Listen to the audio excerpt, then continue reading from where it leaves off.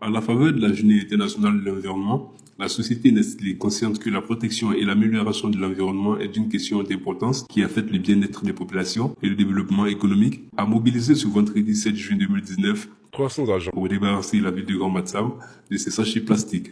Thomas Dufray, directeur général de Nestlé en tenue du combat contre les ordures, donne ici les raisons de cette activité. L'équipe de Nestlé aujourd'hui, Nestlé Côte d'Ivoire, on s'est tous déplacés ici à Grand-Bassam, trois lieux particuliers, pour faire notre mieux de ramasser le plastique qu'on trouve un peu partout, malheureusement. Et le pourquoi, c'est parce que bien sûr nous célébrons avec Monsieur le ministre de l'Environnement et du Développement durable la lancée des quinzaines environnementales.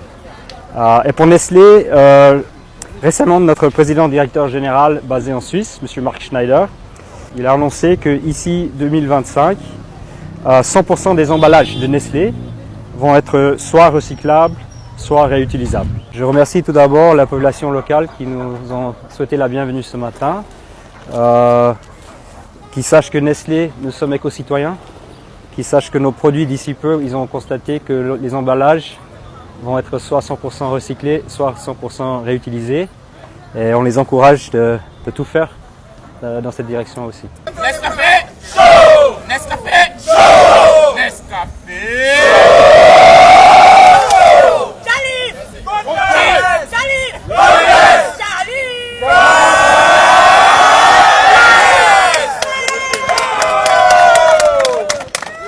Cette journée révèle d'une importance pour nous parce que vous êtes sans ignorer que les déchets, plus précisément les sachets, constituaient un fléau pour nous et aussi pour le monde entier.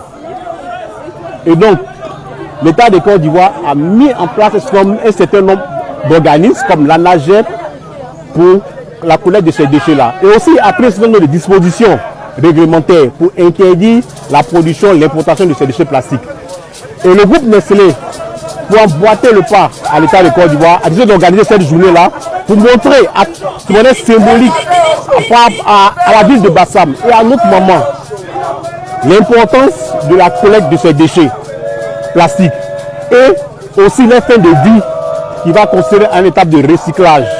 Et donc c'est un projet qui a commencé et ces déchets que nous avons collectés seront donnés à des collecteurs, à des recycleurs qui vont les réutiliser comme matière première dans la production d'autres articles.